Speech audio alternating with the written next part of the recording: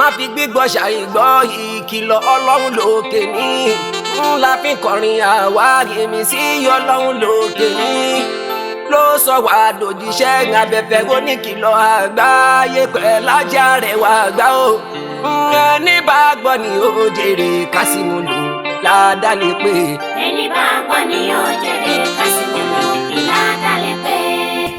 Ikilo la kọ́lé eléyìí o. Orin ẹ̀sìn tó ń ṣe náà sí àtò ń kìlọ̀ fún gbogbo àwa mùsùlùmí mùsùlùmọ́. Kálí rojú rí ọlọ́láyé àti lọ́jọ́ gbẹ̀ndé àlèkìyàmá. Ìkìlọ̀ ni látẹnu Aremo Arewa. Muhammad Raji AbdulGaniyu Onikilo. Alhaji Professor AbdulSalam AbdulAzeez.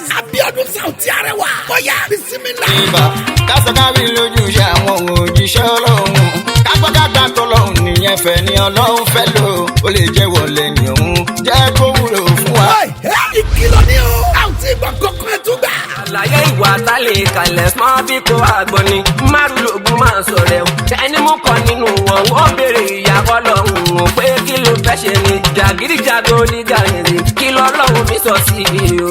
Ìkan tó lélẹ̀ Saoti Arewa gbé sókè. Ilé ayé ogun làwọn ní fẹ́ni bá ti wá tó ń panirun bá ó kíyèsí o náà fi ló gbẹgbẹ́ àníyàn ẹ̀ máa ló nílò láti mórí bọ́. Àtúgbọ̀ kan sí lẹ́nu Onikilo. ẹ̀tàn lásán láyé kẹ́hàn ẹ̀ ò ẹ̀jẹ̀ ká ronú oore tí ó ní pẹ̀lú òkun nìyàn ẹ̀jẹ̀ ká sọnù ká má bàa sọnù tó ráyọ̀ òun kò ní ṣàánú alájẹtán tí ò ṣe fẹ́ nìkan kò lójú inú páyé tó yẹ òun lè ní o àpàdà jùnú.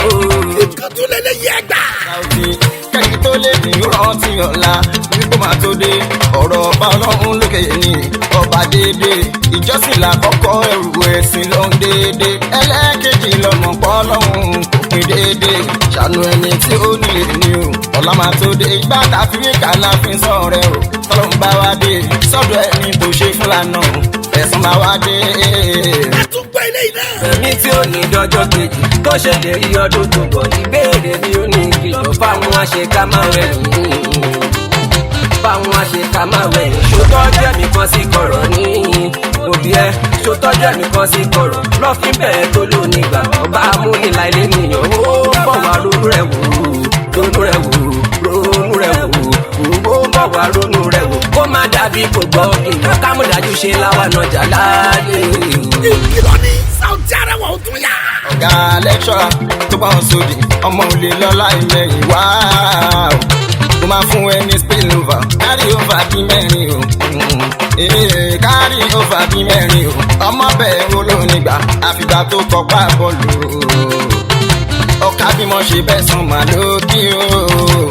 Okùn ti bímọ kalẹ̀ ìgbà tá a bá fi nǹkan òun màmá láò fi san èrè ń bọ̀ mọ́kàn balẹ̀ bó bí gba ọmọ lẹ́ṣọ́ra ẹ̀sán ń bọ̀ lórí kankan. Ẹ wo Ìkìlọ̀ la kọ́lé rẹ́kọ̀dù yìí orin Islam tó gbá yagiyagi ni. Látẹnu bàbá àtọmọ sí gbogbo mùsùlùmí ayé. Saoti Arewa Aremo Arewa Onikilo. Àgbékalẹ̀ tó ga yàtà lélẹ́yìn. Audio CD àti VCD Ikilo. Àti gbé jáde.